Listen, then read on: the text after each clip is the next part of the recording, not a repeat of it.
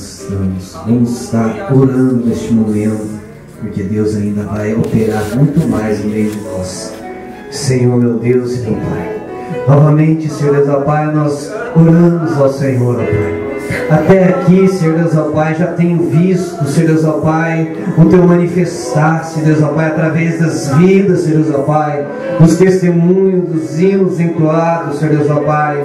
E neste momento nós ofertamos a casa do Senhor, ó Pai, aqueles que contribuíram, aqueles que não contribuíram, Senhor Deus, ó Pai. Abençoa, Senhor Deus, ó Pai, grandiosamente, porque nós sabemos, Senhor Deus, ó Pai, que essas ofertas, que esses dízimos, Senhor Deus, ó Pai, é para a obra e manutenção da Tua casa, Senhor Deus, ó Pai. É para que vidas venham se agregar, Senhor Deus, ó Pai, para que igrejas, Senhor Deus, ó Pai, venham estar, Senhor Deus, ó Pai, ali, Senhor Deus, ó Pai, sendo abençoadas, Senhor Deus, ó Pai, para, Senhor Deus, ó Pai, estar abençoando aqueles que adentram, Senhor Deus, ó Pai. Abençoa os Teus filhos que contribuíram, que não pôde contribuir. Repreende, Senhor Deus, ó Pai, tudo aquilo que o devorador, Senhor Deus, o migrador, o cortador, Senhor Deus, ó Pai, tem destruído, tanto espiritualmente, financeiramente, física, Senhor Deus, ó Pai, que o Senhor em todas as áreas venha restituir para a glória do Teu santo nome, Senhor. Pai, neste momento também, Senhor Deus, ó Pai, um pedido especial, Senhor Deus, ó Pai, pela vida da preleitora, Senhor Deus, ó Pai, da nossa, Senhor Deus, ó Pai, irmã Elaine, Senhor Deus, ó Pai. Creio, Senhor Deus, ó Pai, que a palavra já está pronta, preparada, Senhor Deus, ó Pai, que a mesa já está preparada, Senhor Deus, ó Pai.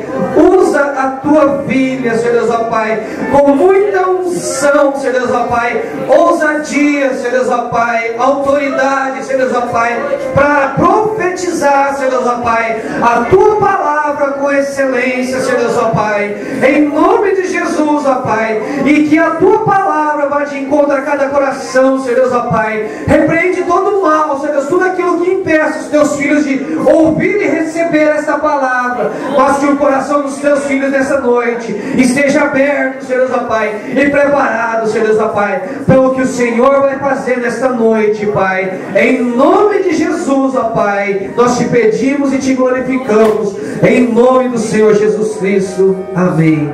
Nossa irmã Elaine está com a palavra. Cumprimento a igreja com a paz do Senhor. Amém. Ontem eu fui dormir tarde, umas 4 horas da manhã, falando com meu sogro, e a gente dividindo as notícias, né, de Japão, como estava aqui na igreja. Ele também começou a dividir como que estava lá na igreja. Por fim a gente começou a falar tanta palavra que meu sogro começou a pregar para mim. Glória a Deus, né? E a conversa, quando é da palavra, amanhece o dia, você nem percebe. Acordei umas meio-dia, o Senhor me colocou para escrever de novo. E eu escrevi. Algumas coisas não entrou. E eu ainda não tenho como controlar o tempo. Mas se eu passar do tempo, que os irmãos irão me perdoar. Porque o que Deus colocou no meu coração, eu vou entregar. Eu não vou embora sem obedecer ao Senhor. Então eu quero obedecer à voz de Deus. Eu quero agradecer a Deus, em primeiro lugar, pela oportunidade e a liderança. O irmão Márcio, que me convidou, o presbítero Marcelo e o pastor Diego Missionário, que não está aqui presente, né? Então eu deixo meus agradecimentos. Vamos abrir a Bíblia, 1 Samuel, capítulo 18.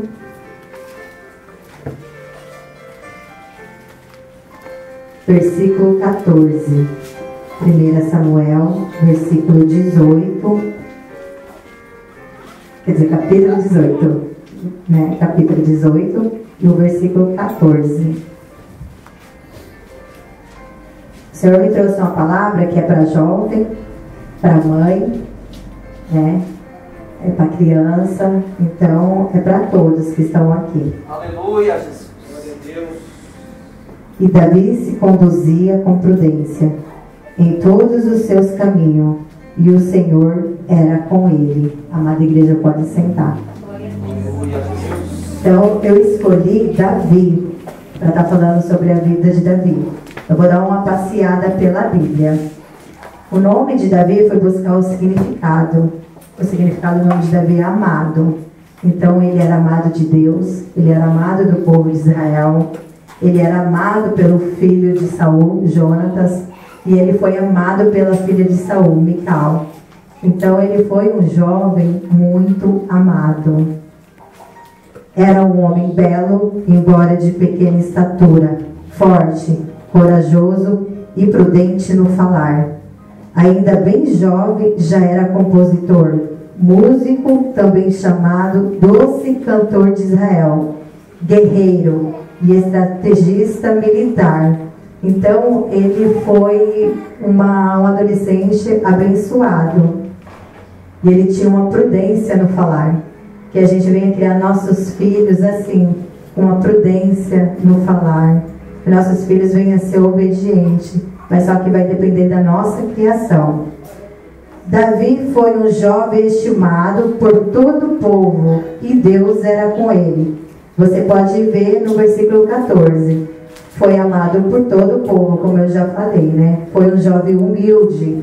No versículo 18 você vai ver que ele foi humilde. Foi um herói vitorioso. Foi um jovem honrado e respeitado.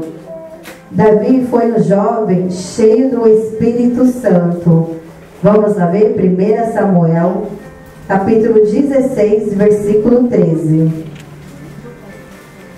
Que os nossos jovens venham a ser cheios do Espírito Santo. Que a gente venha estar ensinando, né, a palavra em casa, nossos filhos, orando junto. Amém, igreja? Então Samuel tomou o vaso de azeite e o ungiu com o meio de seus irmãos. Daquele dia em diante, o Espírito do Senhor se apoderou de Davi. E depois Samuel se levantou e foi para Ramá. Davi também foi um jovem trabalhador. Em 1 Samuel 16, 11. Disse mais Samuel a Jessé: são estes todos os seus filhos? Respondeu Jessé: ainda falta o menor, que está apacentando as ovelhas. Eu e minha irmã fomos criadas no Brasil assim, de uma forma diferente. Minha mãe trabalhou muito cedo e morou de aluguel. Então eu fui trabalhar muito cedo. Com 14 anos eu já trabalhava. Mas eu trabalhava porque eu queria ter minhas coisas. Eu sabia que minha mãe tinha dificuldade de me dar. Agora minha irmã já foi um pouco diferente. A minha irmã já tinha dificuldade de estar trabalhando. Ela gostava de acordar meio-dia. Por mais que meu pai pegava no pé dela, né? Então ela foi diferente. Daí eu comprava minhas coisas. E a minha irmã, o que ela fazia? Ela pegava as coisas que eu comprava. Quando eu chegava em casa, cadê minha roupa? Emprestava para as amigas, né? E era assim. Daí o que aconteceu? Ela viu que a minha vida estava mudando e a gente nem era crente. Eu não dependia da minha mãe para mim comprar um livro, para mim ir comprar um sorvete. E ela tudo dependia. E aqui no Japão ela teve uma lição, porque ela teve que trabalhar. E aqui não é fácil, porque eles não seguram funcionários se fazer corpo mole, né? Mas ela aprendeu com a vida. Quando as crianças não aprendem com os pais, acaba aprendendo com a vida. Davi foi um jovem prudente. Em Provérbio 14, 15, está assim: o simples dá crédito a tudo, mas o prudente atenta para os seus passos. Eu fui ver o que significava prudência. Qualidade de quem age com moderação, buscando evitar tudo o que acredita ser fonte de erro. Como está escrito em Provérbio, o prudente atenta para os seus passos. Significa que a pessoa anda direcionada pelo Espírito Santo a caminho da salvação. E a pessoa evita a fonte de erro, de heresia. Então que a gente venha ser prudente em tudo no que a gente lê. Se você está vendo uma mensagem que é contra a Bíblia, o que a gente tem que fazer? Ser prudente, não passar adiante. Porque nada foge aos olhos do Senhor. A gente pode estar implantando uma ideia errada na cabeça de alguém. Então que a gente venha ser prudente. Davi foi um jovem sábio, em Provérbio 18, 15. O coração do entendido adquire conhecimento, e o ouvido do sábio busca conhecimento. que todo jovem venha buscar conhecimento na palavra. Porque se a gente não estudar a palavra, a gente pode perecer, né? Davi, um jovem que tem discernimento, ele tinha discernimento. O jovem que conhece o Senhor discerne bem o inimigo. Davi percebeu que Golias afrontou não simplesmente o exército de Israel, mas o exército de Deus vivo. Nós também temos que aprender a discernir o inimigo. Às vezes o inimigo pode estar no meio das nossas amizades. Como será que anda a amizade dos nossos filhos? É uma amizade que leva para a presença do Senhor? Até mesmo nós, que já não somos mais criança. Às vezes a gente não está muito firme na fé, pode acabar nos contaminando. E não é somente amizade, às vezes no falar no trabalho. Como que está sendo as nossas conversas no nosso dia a dia? Porque às vezes uma conversa errada, aqui vai mudando. Vai entrando uma secura, vai endurecendo. Porque o Espírito Santo, ele não habita em coisa suja, né? Porque se sair da nossa boca palavras torpes, o Senhor não ensina isso na Bíblia, né? Então, que a gente venha sempre discernir o inimigo. O nosso gigante, às vezes não é uma pessoa de 2,70 m. Às vezes, nosso gigante é nós mesmos. Nós mesmos temos que lutar contra a gente. Contra as coisas carnais erradas, que não traz nem a presença do Espírito Santo para a nossa vida. Então, o que a gente tem que fazer? Saber discernir o inimigo no nosso meio. Então, a gente tem que ver, analisar tudo. Agora, se você discerne o gigante, o que você faz? A diferença lá fora. Discernir o gigante, você começa a fazer a diferença. Daí, ele que queria te puxar, te matar, você vai trazer ele para a luz. E é assim que Deus ministrou no meu coração. Alguns conselhos para o jovem vencer na vida. Honrar os pais. O filho obediente que respeita os pais tem longos anos de vida sobre a terra. Vamos lá em Efésios 6, do versículo 1 ao 3.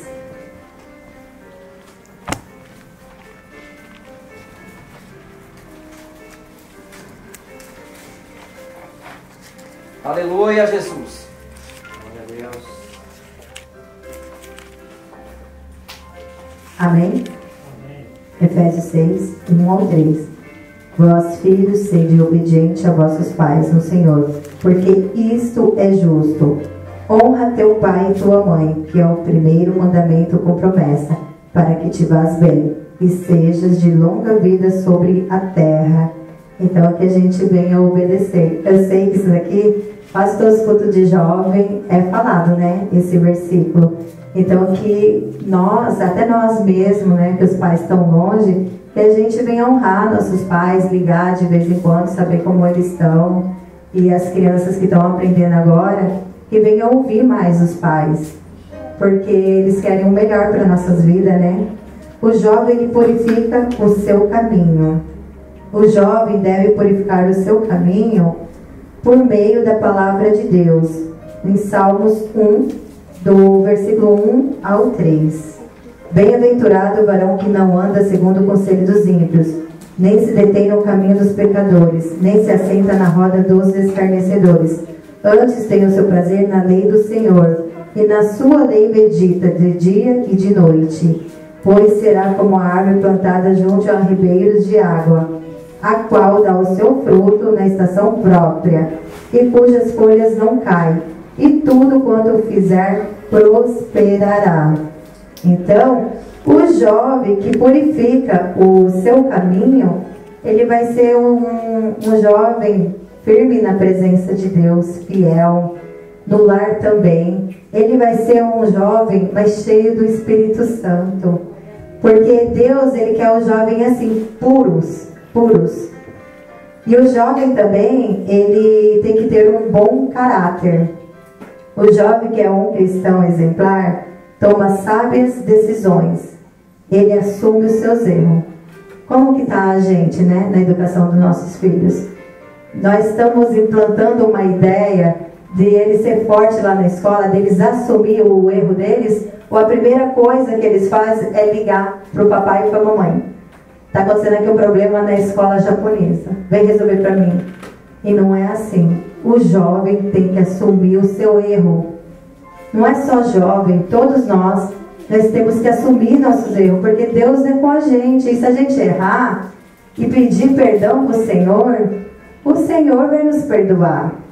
Mas que a gente tem que ter honra nessa terra. Tem que assumir nossos atos. Vamos lá? 1 Reis, capítulo 2, versículo 1 ao 2.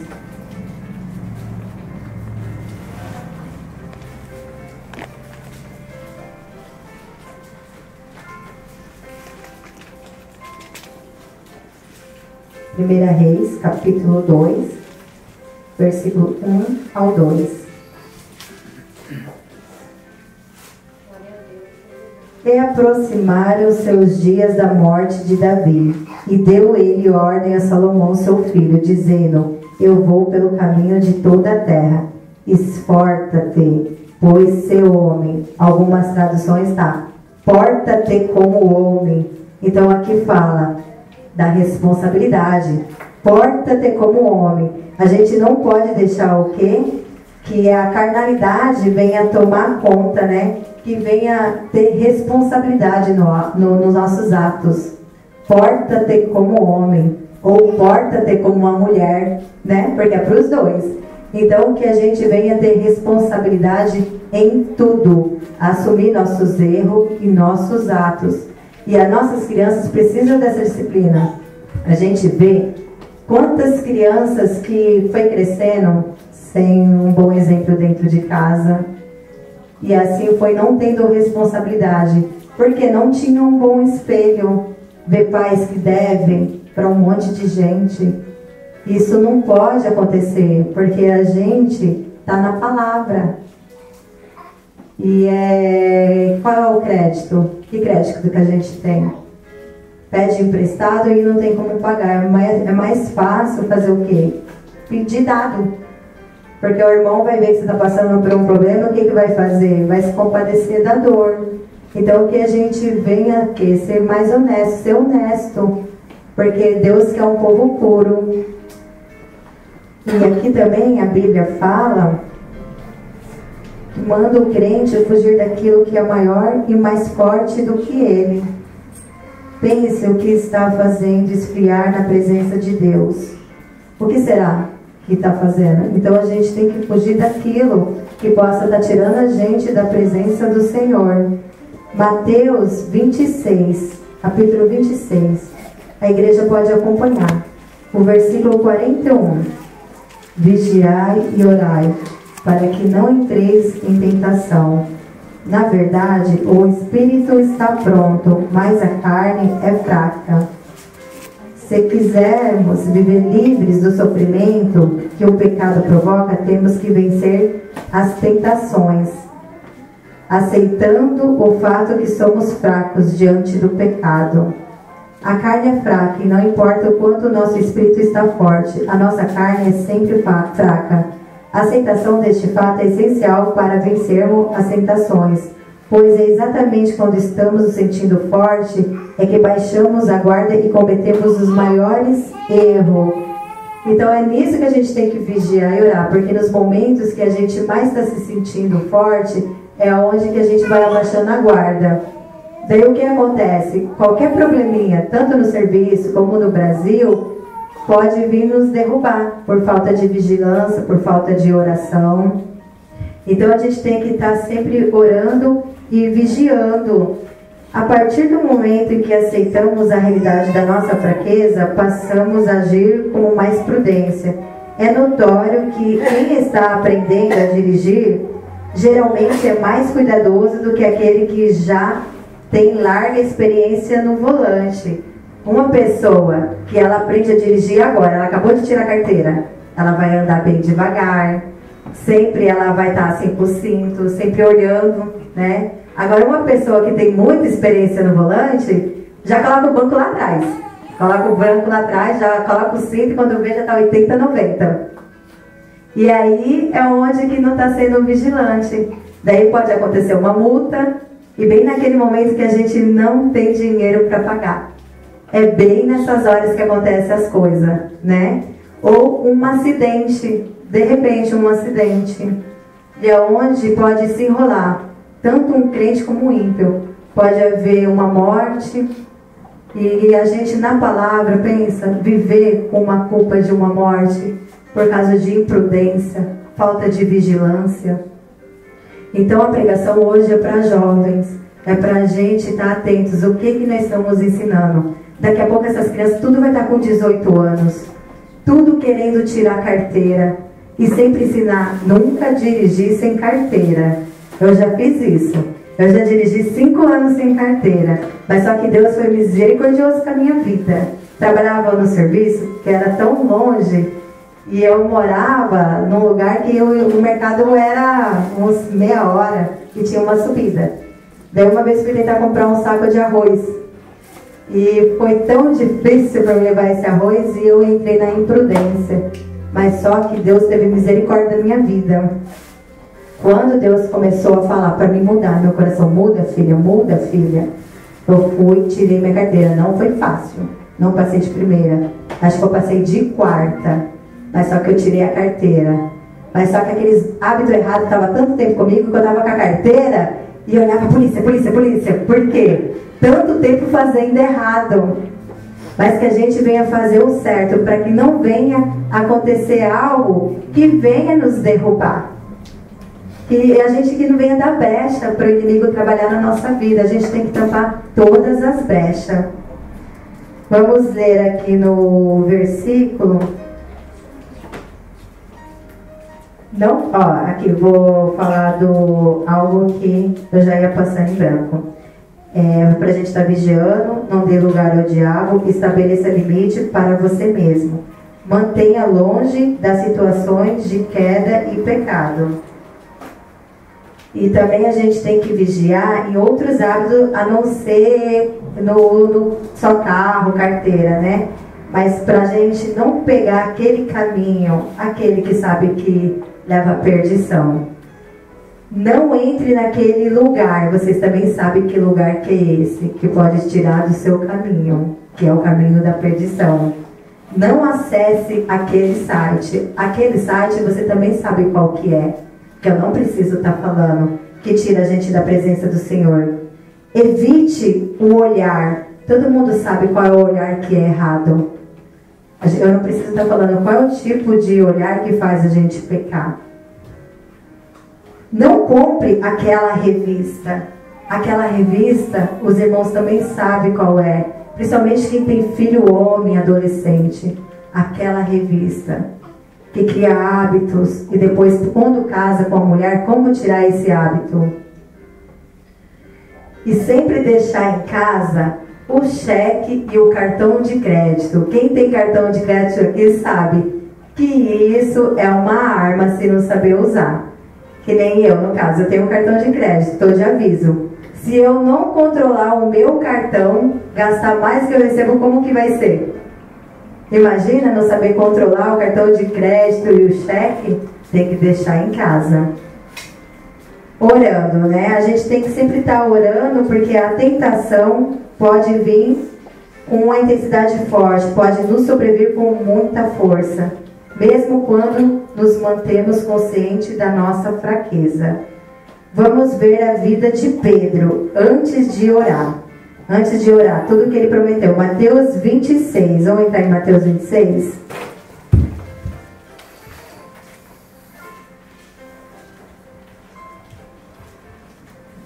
Mateus 26,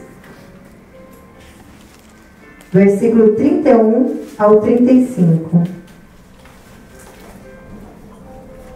Mateus 26, versículo 31 ao 35. Então Jesus lhe disse: todos vós esta noite vos escandalizareis em mim, porque está escrito: ferirei o pastor e as ovelhas do rebanho se dispersarão. Mas depois de eu ressuscitar, irei adiante de vós para a Galiléia.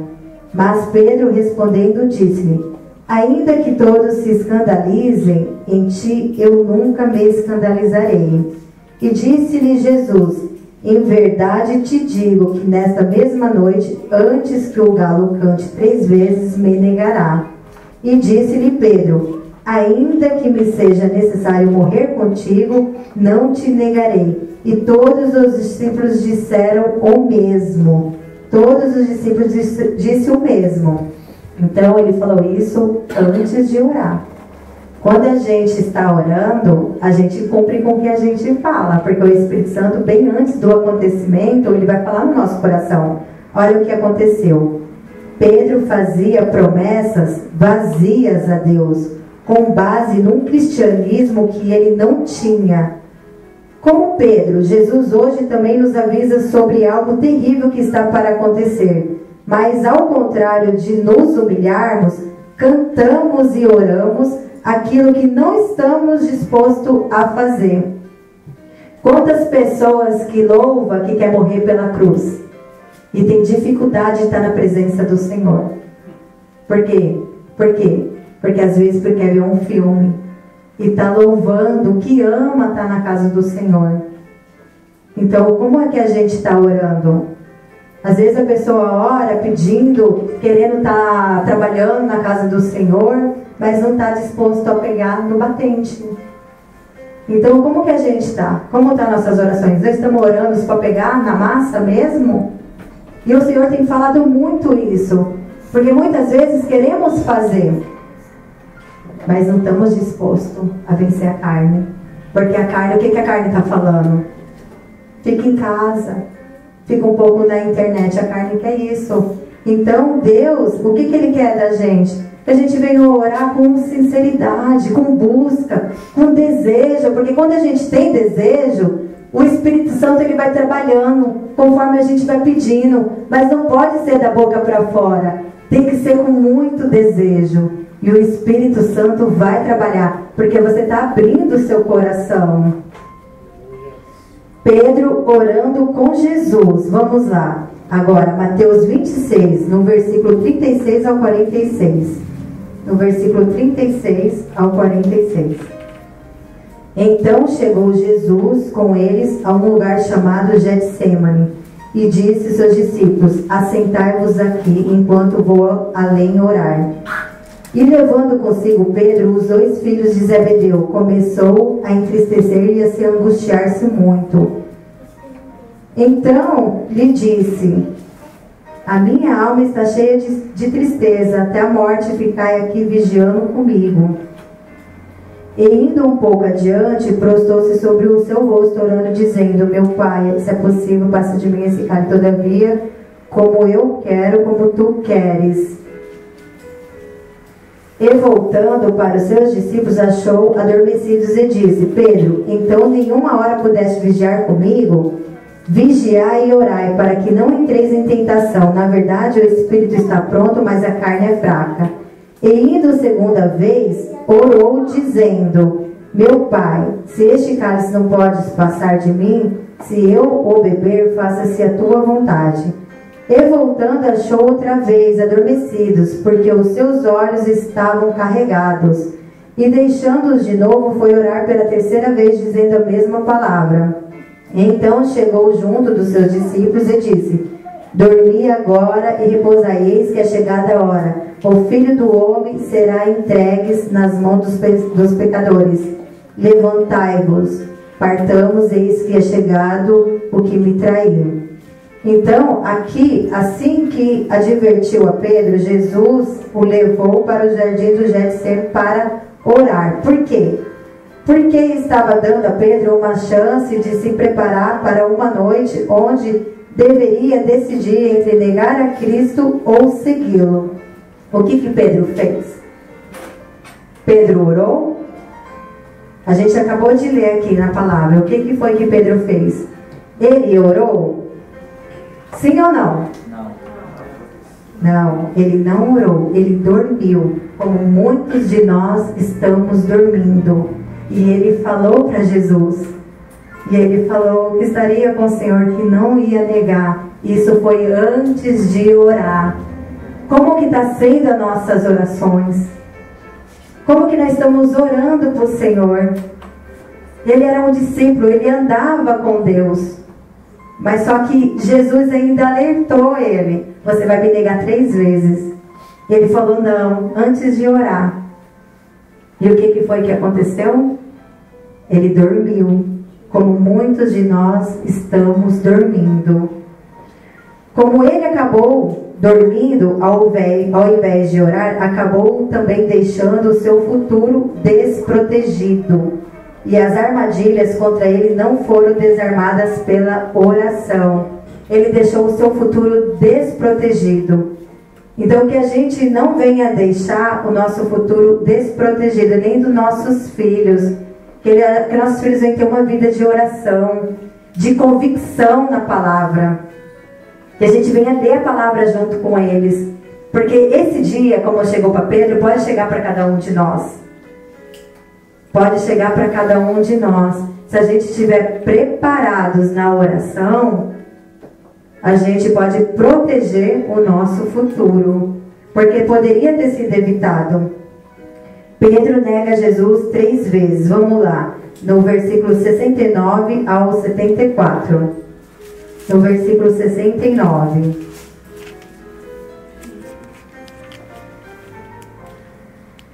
Ora, Pedro estava sentado fora do pátio e aproximou-se dele uma criada e disse: Tu também estava com Jesus, o Galileu. Mas ele negou diante de todos, dizendo: Eu não sei o que dizes. E saindo para o vestíbulo, outra criada ouviu e disse aos que ali estavam: Esse também estava com Jesus, o Nazareno. E ele negou outra vez com juramento: Não conheço tal homem. E logo depois, aproximando-os, o que ali estavam, e disseram a Pedro: Verdadeiramente também tu és eles, pois a tua fala te denuncia. Então começou ele a praguejar e jurar, dizendo: Não conheço este homem. Imediatamente o galo cantou. E lembrou-se Pedro das palavras de Jesus, e lhe dissera: Antes que o galo cante, 3 vezes me negarás. E saindo dali, chorou amargamente. E ele poderia ter evitado, mas só que ele deixou o seu futuro desprotegido. Ele não orou. Que a gente venha ter assim uma vida de oração, para que Deus venha estar trabalhando nesses momentos difíceis. Assim como Pedro terminou arrasado quando percebemos que negamos a Cristo. O terrível da história é que tudo poderia ter sido evitado se tivesse havido o preparo da oração. A mesma coisa, a conduta dos nossos filhos depende do que os pais vão ensinar a eles. Se os pais ensinarem a palavra de Deus, impuserem limites e amarem seus filhos, a casa certamente estará sendo edificada sobre a rocha eterna, que é Cristo. Mateus 7, 24. Todo aquele, pois, que escuta estas minhas palavras e as pratica, assemelha ao homem prudente, que edificou a sua casa sobre a rocha. Vamos lá, Mateus 7, 26. Mas todo aquele que ouve estas minhas palavras e não as põe em prática, será comparado a um homem insensato, que edificou a sua casa sobre a areia. Então aqui está falando de 2 jovens. O jovem insensato sem alicerce. E está falando do jovem prudente com alicerce. Os jovens insensatos sem alicerce, eles são superficiais. Têm preguiça de construir alicerce. Têm pressa, são precipitados na vida. Não pensam nas consequências de sua conduta. Muitos estão construindo suas vidas nas areias da filosofia, das religiões e etc. Que os jovens venham ser prudentes, porque os insensatos, eles têm pressa. Está namorando, não espera nem um casamento, e de repente vem uma gravidez indesejada. E qualquer filosofia de religião leva. Se ele não tiver num alicerce firmado, e tá com aquelas turminhas, tudo leva, ali tá tendo uma mosca, daí vai naquela religião e muitas vezes está sendo distorcida a palavra. Então, que o jovem venha ser com um alicerce prudente, ele tem que ser prudente. Provérbios 24:3. Com sabedoria se constrói a casa e com discernimento se consolida. Alicerce, a parte mais importante do edifício. Há jovens com uma vida profunda com Deus. Há jovens diligentes na sua conduta. Há jovem que deve considerar o futuro. Jesus chama o jovem para o futuro celestial. O Senhor chama jovens para ser pastores e missionários. E aqui eu vou explicar, aqui a rocha é Cristo. Vamos lá, Colossenses capítulo 2, versículos 6 e o 7. Nesse versículo fala que a rocha é Cristo. Amém? Portanto, assim como vocês receberam a Cristo Jesus, o Senhor continue a viver nele, enraizados e edificados nele, firmados na fé, como foram ensinados, crescendo em ação de graças. Que o nosso alicerce venha a ser Jesus Cristo. Porque você, com o alicerce em Jesus, você vai ser um jovem prudente. Vamos lá na conclusão. O insensato caiu. A casa virou um monte de lixo e entulho.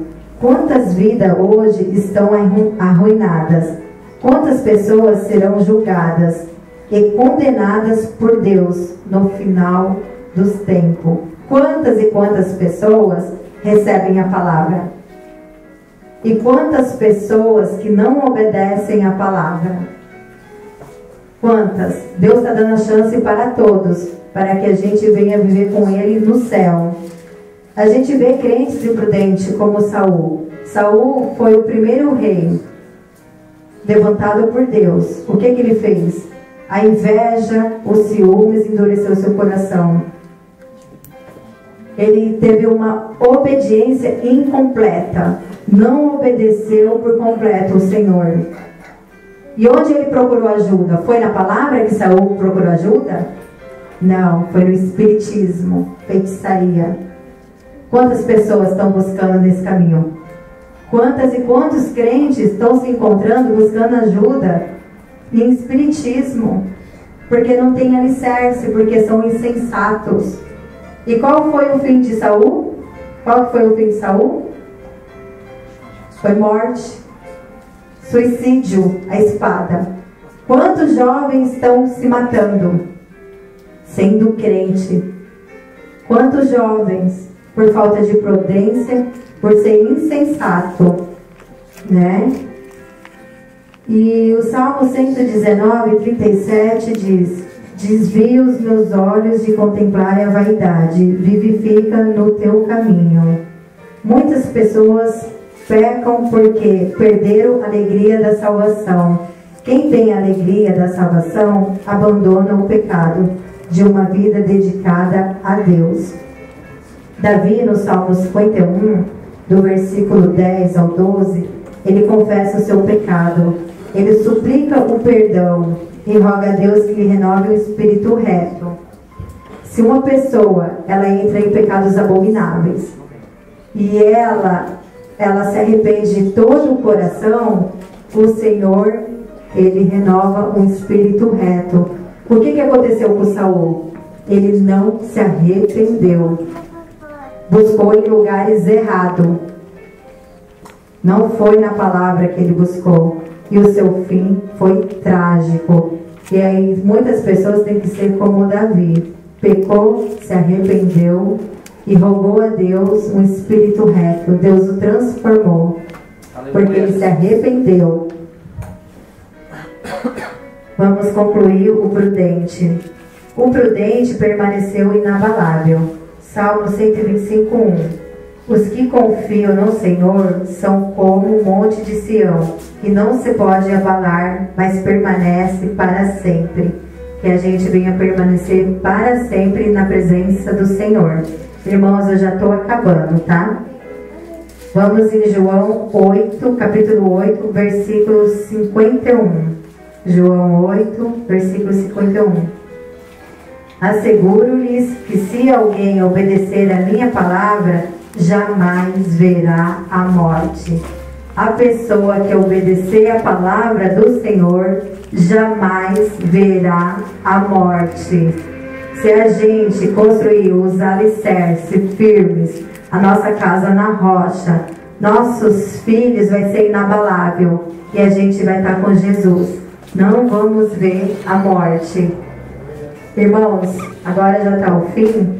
Eu sei que os irmãos estão cansados, que teve a ebol. O Senhor colocou isso no meu coração para que a gente venha ter prudência, para que a gente não venha ser insensato. E eu quero dividir um testemunho. Eu comprei 2 livros sobre mártires. E eu li uma história de uma criança que tinha 10 anos. E essa história mexeu muito comigo. Foi na Filipinas, em 1997. Os pais dessa criança eram imprudentes. Eles odiavam a Jesus e qualquer cristão. E a menina com 10 anos, o pai falava: não se mistura com cristão. Eu odeio cristão. Não quero ver você falando com nenhum cristão.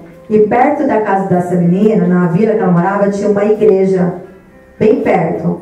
Quando começavam os cultos, os louvores, ela escutava, ela começou a gostar dos louvores. E aquele louvor começou a mexer no coração dela. E toda vez que tinha culto, ela ficava na porta da igreja. Toda vez que tinha culto, ela ficava na porta da igreja. E o missionário começou a reparar na menina. Daí um dia ele chamou: você não quer participar do culto? A menina falou assim: não, meu pai não deixa. Daí ele falou assim: eu vou orar por ela. Ele começou a orar por ela, para que ela perdesse o medo do pai e fosse no culto. E ele começou a orar e entrou em campanha e foi orando por essa menina de 10 anos. Ele fez o convite de novo. E essa menina de 10 anos entrou na igreja. E ela sentiu algo muito forte no coração dela. Muito forte, a presença de Deus. E logo depois ela começou a entrar na escola dominical. E começou a ter o estudo da escola dominical. E sentiu vontade de se batizar. E Deus queria salvar essa menina. Ela foi escolhida do Senhor. Daí o que aconteceu? O missionário comprou um vestido lindo, branco. E ela se batizou com o vestido. Chegou em casa, o pai percebeu: vestido novo? Quem te deu?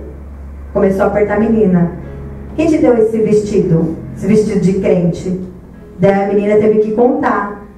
Comecei a ir nos cultos, peguei amizade, me converti e me batizei. O pai dela estava bêbado. E é uma história real. É fato real isso aqui que está acontecendo, que eu estou contando. O pai bêbado espancou a menina, esmurrou a menina, até ela perder a consciência. Nisso que a menina perdeu a consciência, ele jogou ela fora de casa. Terminou o culto na igreja. O missionário, como viu que ela não tinha aparecido, ele foi atrás. Ele começou a perguntar para a vizinhança onde que era a casa daquela menina, e escreveu a menina e falou o nome dela. Eles apontaram onde que era. E a menina estava caída, toda suja de poeira, ensanguentada. Ele catou a menina, foi correndo para a igreja e chamou o médico. O médico teve que tirar o vestido, examinar a menina e falou: foi muito forte esse espancamento. Não há tempo para ir no hospital. A menina, com voz falhando, sussurrando, falou: eu quero meu vestido na minha mão. Todo mundo não estava entendendo o que ela estava dizendo. Os vizinhos, todo mundo: vamos orar pela menina. E começou a orar, interceder, para que Deus ressuscitasse a menina. E a menina voltou à consciência de novo e falou: eu quero meu vestido. Daí eles entenderam e falou assim: mas por que você quer um vestido empoeirado e cheio de sangue? E a menina disse que eu quero mostrar para Jesus, da mesma forma que ele sangrou por mim, eu também estou sangrando por ele. E essa passagem, o que eu li no livro, mexeu tanto comigo. Tanto, porque a gente é livre nesse país para adorar o Senhor. A gente é livre. E o que a gente faz? A carne vence e você quer ficar em casa vendo filme. É uma história real que aconteceu nas Filipinas. A menina com 10 anos, ela venceu, ela morreu por Cristo. Porque ela viu que o pai era imprudente, era insensato. O pai da menina era insensato. E ela falou, eu sou mais o meu Jesus. E o vestido com poeira e sangue. E a menina falou, da mesma forma que Jesus sangrou por mim, eu estou sangrando por ele. Quem de nós não experimentou o amor de Deus na nossa vida? Nós experimentamos o melhor de Deus e só murmuramos na casa do Senhor. A gente só murmura e Deus é maravilhoso, Deus é fiel. Quantas vezes você faz o quê? Paga todas as contas para depois separar do dízimo, e Deus é fiel, te mantém no serviço, aumenta salário. Eu estou sem emprego, mas eu tenho tudo. Eu tive uma época que minha mãe não conseguia pagar o aluguel, e meu pai e minha mãe brigavam muito, muito por causa disso. Eu saí para fora de casa e comecei, eu não era crente, olhei para o céu e comecei a orar. Muda minha vida, muda minha vida. E logo minha mãe foi despejada, entrou numa casa lá em São Paulo, menor. E meu pai não conseguia pagar lá o aluguel. Foi despejado de novo. Fomos parar no Paraná, para depois chegar no Japão. E aqui eu conhecia Jesus. Porque Jesus tinha um plano de salvação para a minha vida. E eu glorifico o meu Senhor. Porque nos países que os missionários estão sendo presos, eles são livres. Eles são livres, eles não se importam de morrer por Jesus. Dentro de uma prisão, eles oram pelo Japão. Dentro de uma prisão, eles oram pelo Brasil. Porque aqui, a gente é livre e está preso no entretenimento. A gente está preso nessas coisas. Que Deus está falando a cada coração. Se liberta disso, porque Jesus está voltando. Jesus está voltando. Essa menina de 10 anos me encheu meu coração de esperança, me encheu do Espírito Santo, porque eu vi que eu não faço nada para o Senhor. Não faço nada. Eu poderia pegar todo o meu bairro com panfleto e colocar debaixo da porta, e eu não estou fazendo isso. E eu não estou fazendo isso. Então que a gente venha estar meditando, que a gente venha fazer o melhor para o Senhor, porque Ele é bom, porque Ele é misericordioso. Eu estou aqui trazendo a palavra pela misericórdia do Senhor. Que a gente venha estar orando, porque aquele dia vai vir. E Deus quer levar todos. Deus quer levar todos. Deus não quer que ninguém fique para trás. Vamos meditar essa noite. E que a palavra tenha entrado em cada coração. Aleluia, Jesus. Que os irmãos venham estar meditando na palavra do Senhor. Eu estudei, meus irmãos, para trazer essa palavra. Às vezes, os irmãos podem não ter entendido daquela forma, mas na hora que vocês lêem, o Espírito Santo vai ministrar o oculto e o profundo da palavra. Que a gente venha fazer o melhor por nosso Jesus. Porque para Ele é toda a honra e toda a glória. E eu agradeço a oportunidade, em nome do Senhor Jesus. Estarei chamando o presbítero Marcelo para estar fazendo a oração com os irmãos. E eu só tenho a agradecer ao meu Deus. Amém. Aleluia, Jesus. Glórias a Deus. Momentos que nem palavras saem de nossas bocas, né? Nós vemos esse testemunho. E muitas são as coisas, né, que tem acontecido. Nós temos vendo jovens, vão ser 10 anos, né, morrendo por Jesus. E em nós? O que nós temos feito por Jesus? Será que nós temos renunciado? A Bíblia diz assim, que aquele que quiser vir após mim, renuncie a si mesmo, tome a cruz e siga-me. Isso, essa parte de nós vemos homens e mulheres, e esses dias eu estava até comentando com os irmãos sobre os mártires, as pessoas que estão morrendo. Eu vi vídeos esses dias, Deus tocou no meu coração, e os irmãos também procurem ver pessoas que estão morrendo porque querem servir a Jesus, pessoas sendo queimadas vivas, jogadas dentro de jogada no fogo, porque adora a Deus, porque quer servir a Deus. E nós temos oportunidade. Nós podemos glorificar, exaltar, falar do amor de Deus com toda a liberdade, sem ter medo de alguém chegar em nós, nos jogar como na chama, nos espancarem. E nós o que estamos fazendo, né? Estamos sentados, acomodados, parados, deixando vidas se perderem, vidas não conhecendo a Jesus e morrendo. Enquanto tem pessoas que estão morrendo por uma vida, para levar a palavra. E o que nós temos feito? Eu estou falando isso, irmãos, é porque Deus tem tocado nisso no meu coração. O que eu tenho feito? Eu quero que os irmãos reflitam também. O que os irmãos têm feito em prol do reino de Deus, em prol das vidas? Jesus foi exemplo de que ele se dava pelas vidas. Ele se importava com vidas. E Deus quer que nós tenhamos o mesmo sentimento que houve nele. Que nós nos importemos com as vidas. Mas muitas das vezes, como a nossa irmã disse, nós nos prendemos às coisas deste mundo e deixamos as coisas de Deus. Preferimos ficar na frente de um computador, ficar na frente de uma televisão. Isso eu estou falando, irmãos, não é só para os irmãos não, é para mim também. Muitas das vezes nós perdemos tempo na nossa vida.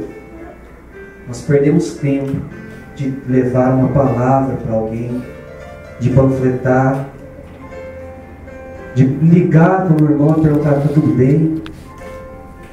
De correr atrás de algo, porque nós pensamos em nós mesmos. Pensamos em satisfazer os nossos desejos, mas a Bíblia diz em Gálatas que os desejos da carne se opõem contra o desejo do Espírito, contra a vontade do Espírito. Mas Deus, ele nos alerta. Paulo, na sua carta aos Gálatas, ele fala, ele nos alerta a vivermos no Espírito, não vivemos na carne. Por não cumprir os nossos desejos, mas cumprir o desejo de Deus. E o desejo de Deus, todo mundo sabe, que é levar a palavra de Deus.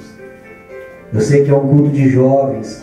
Nós vemos que hoje, para ganhar jovens, é muito difícil. O irmão Márcio, que é dirigente dos jovens, ele tem visto que é difícil também conseguir fazer com que os jovens venham a ser edificados, que eles permaneçam dentro de uma igreja, porque eles amam muitos jovens que entram, eles não deixam a sua vida, eles querem viver um pé dentro da igreja e às vezes um pé no mundo, e acaba se desviando. Irmão, né? Eu também vejo, eu estou junto com o irmão, estou aqui junto com o pastor, nós estamos vendo que é difícil um jovem entrar dentro da igreja, é difícil trazer um jovem para a igreja, mas é um trabalho nosso, meus queridos, edificar esses jovens, fortalecer esses jovens. E o que nós temos feito em prol do reino de Deus? O que nós temos feito por esses jovens? Culto de jovem, reflita um pouco. Às vezes nós não damos atenção aos jovens e muitos jovens acabam saindo da presença de Deus. Mas que nessa noite, meus queridos, eu e você, nós venhamos nos levantar, porque esta aqui é a geração, esses jovens é a próxima geração que virá pregar a palavra de Deus, irá levar as boas novas,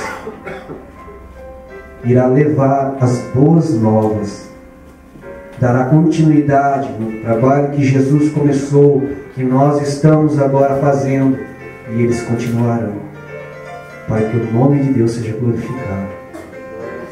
Nessa noite, meus queridos, eu quero convidar os irmãos a se colocarem de pé.